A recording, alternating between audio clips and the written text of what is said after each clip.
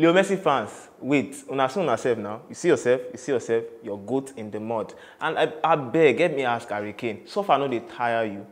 So far no they tire you. Yes, these conversations are going to be the crux of this episode. And of course, my name is Ayomide Sotubo. This is the Nutmeg on Guardian TV.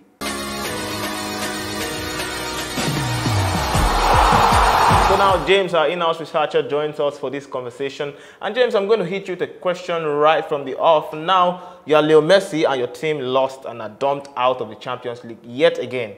All right? So you have three options. You can either renew your contract at Paris Saint-Germain, stay at the Parc des Princes, or you can return to Barcelona for a homecoming, or you can even move to the MLS, greener pastures, new experience, more money, or you return back to Argentina, precisely maybe the New Wales Old Boys, where you'll be given a hero's welcome after you won the World Cup, or you can move to Saudi Arabia to renew the GOAT debate with a certain Cristiano Ronaldo. What would you do? I'll go back. I'll go to the MLS. I'll go to the MLS because you now look as if it's a new chapter for me. You know, because as Lionel Messi, I've seen it all. You made mention of the GOAT debate. I don't think I want to go through that again because we've done it, we've seen it all, and there's no GOAT debate anymore. Oh. And going back to Barcelona, I mean, that's out of it because, I mean, you've won it all there. You won the league, you won the Copa del Rey, you won the Champions League, you won the Club World Cup, Super Cup. What else is there again to win? Oh. You know, so for me, I just go to MLS and then go and check out how things have been done there. Because we've seen a lot of past icons who played in the MLS, David Beckham, Ibrahimovic. So why not go there and... All right, James, hold that thought. You said, I'm quoting you. Yeah. You said there's no good debate. A lot of people do not agree. There's no good debate because I believe the last World Cup in Qatar was the defining moment. And I as Lionel Messi, I won the World Cup. So what's the debate there again? Because the World Cup is that like the pinnacle of footballers' career. So if you win the World Cup, I mean, you've kind of, let me say, you've sealed everything. All right, let's move to another man who has indeed a big decision to make in the next phase of his career, and none other than Harry Kane. Of course, his team also was dumped out of the Champions League against AC Milan.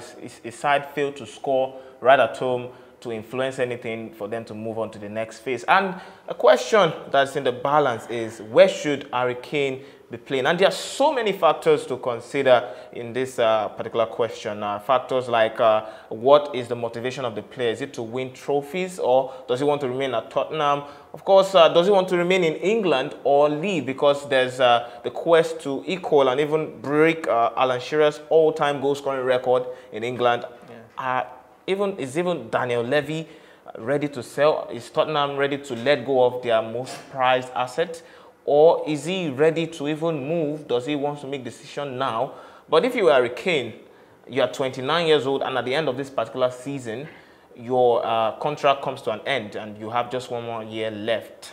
What is the best move for the next stage of Harry Kane's career? Yeah, for me, if I'm in Harry Kane's shoes, I think I will have to move because I don't see this Tottenham team winning anything anytime soon.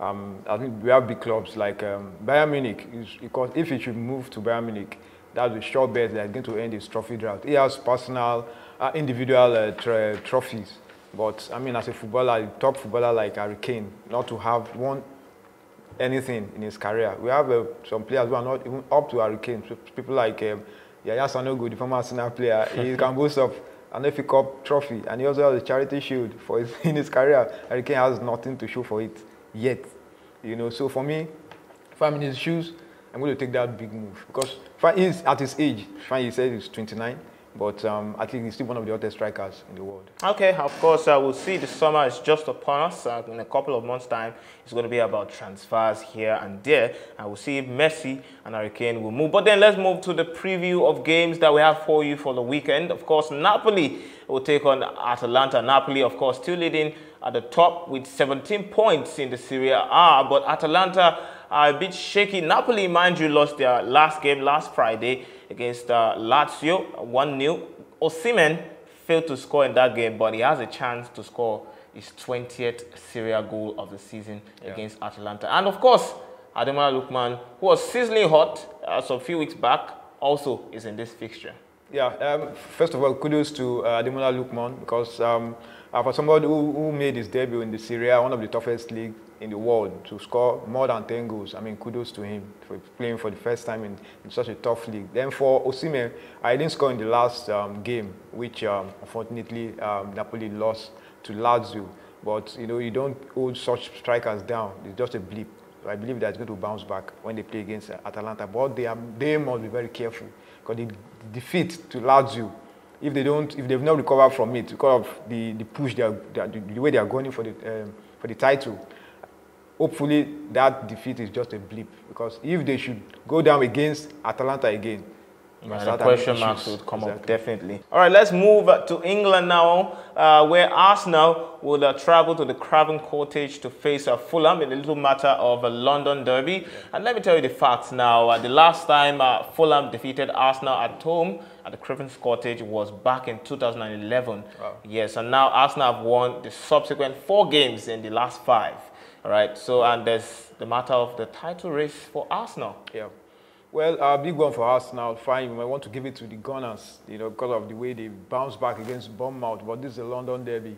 You know, sometimes form books thrown out the window. And Fulham, they've not been bad this season. Yeah, and they have absolutely. A couple of Arsenal players, the goalkeeper, Ben Leno, former Arsenal goalkeeper, Willian, he also played for Arsenal. Then they have Callum Chambers. Yeah, Callum Chambers. So there are people, quite a couple of ex-Arsenal players still who are in Fulham. So Arsenal must be very, very careful. They must be careful. Be careful because the game against Bournemouth, that was a narrow escape. I don't want them something like that to repeat itself.